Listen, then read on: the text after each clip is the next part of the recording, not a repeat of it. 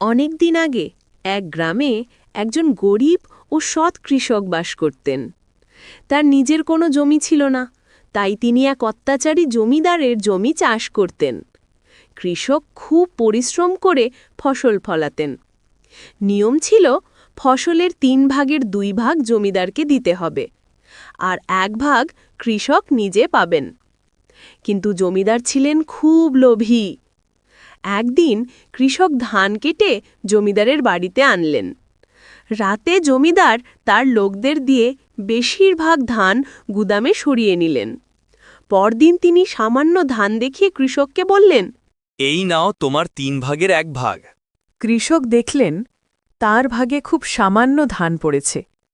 তিনি মনে মনে কষ্ট পেলেও জমিদারকে বললেন, বাবুজি, আমি তো গতকাল অনেক ধান এনেছিলাম, আমার ভাগে এই সামান্যটুকু।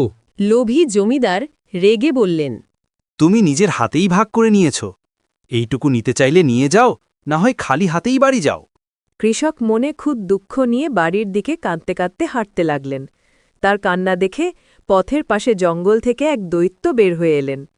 দৈত্য কৃষকের সব কথা শুনে একটি 1 হাত লম্বা বাঁশের কাঠি দিয়ে বললেন, তুমি এই কাঠি দিয়ে যদি কোনো মাটির বাটিতে আঘাত করে বলো, ছুঁয়ে দিলাম জাদুর কাঠি, হয়ে যাও তো সোনার বাটি, তাহলে সেই বাটি সোনার বাটি হয়ে যাবে।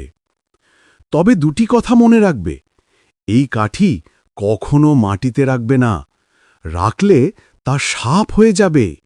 সবসময় ঘরের চালে রাখবে। আর লোভে পড়ে 1 মাসে 1টির বেশি সোনার বাটি বানাবে না।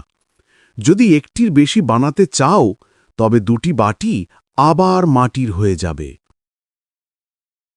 কৃষক মহা খুশি হয়ে বাড়ি ফিরলেন। রাতে তিনি কাঠি দিয়ে একটি মাটির বাটি সোনার বাটি বানালেন এবং সেটা বিক্রি করে অনেক টাকা পেলেন। এখন তার সংসার সুখেই চলছে।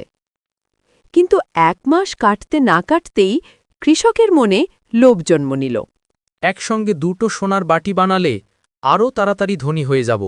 পরের রাতেই তিনি লোভের বশে পরপর 2টি মাটির বাটিতে কাঠি দিয়ে আঘাত করলেন এবং সেই একই কথা বললেন।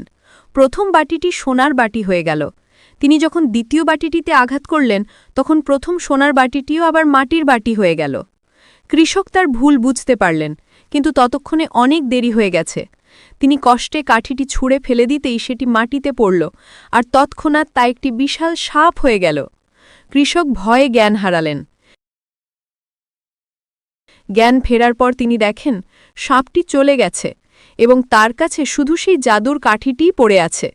কৃষক তখন বুঝতে পারল যে লোভ করা ভালো নয় এবং দৈত্যের কথা মেনে না চলার ফল কি হতে পারে।